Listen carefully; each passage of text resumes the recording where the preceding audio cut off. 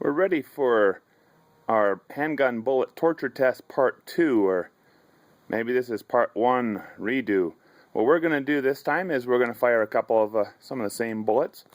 We've got our Barnes XPD, Sig Sauer firing the V-Crown bullet, Remington with the Golden Sabers, and this time we're going to be shooting the Springfield-Armory Range Officer Champion.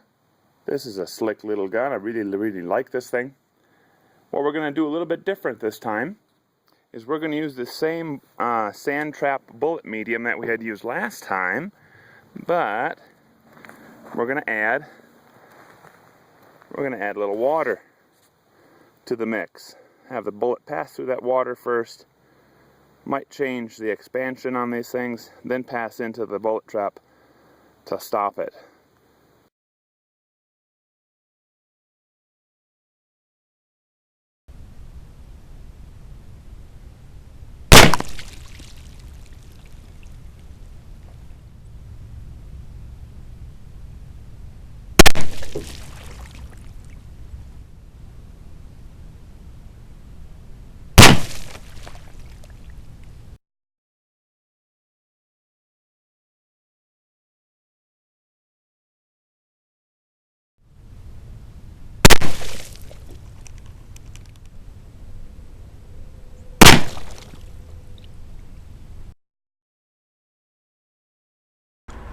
This is the Remington Golden Saber. Notice it did not expand, failed to expand. Similar problem that we had with the Barnes XPD the first time that we ran this same experiment. What I'm noticing in both cases is that there's something that got jammed into the hollow point of the bullet. In this case, a little chunk of plastic from, I believe, the water jug. In the case of the Barnes last time, I didn't really pay too much attention to it. In the case of the Barnes, it was a little bit of that orange plastic lid. Now this could happen with something else that gets jammed into the hollow point as that bullet is passing through fabric, a chunk of wall, whatever it happens to be. This is the Hornady HAP, Hornady Action Pistol. You know, I'm not really thinking about this as a defensive round. It's thrown in to be a kind of a contrast from your standard target bullet to the specialized defense or personal protection type of bullet.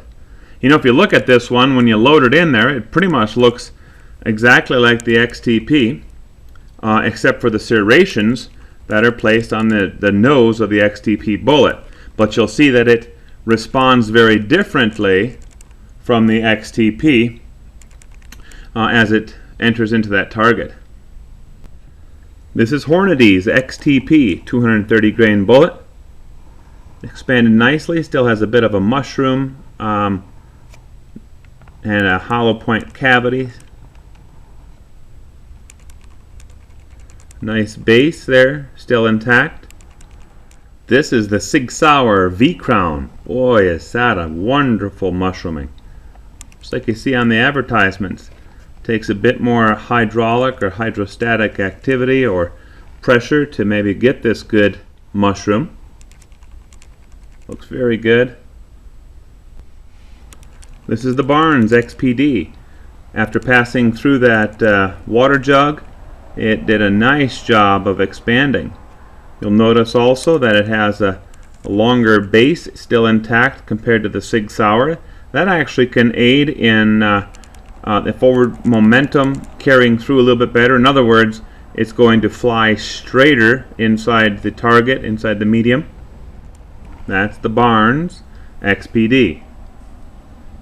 Coming in from part 1, the Sig Sauer V-Crown and the Remington Golden Saber had a really comfortable lead. But now we see the Barnes XPD has really come back and kind of shown its stuff. We've got some more tests coming up. We're going to do a couple of accuracy tests and then finalize this bullet torture test and see how it all shakes out.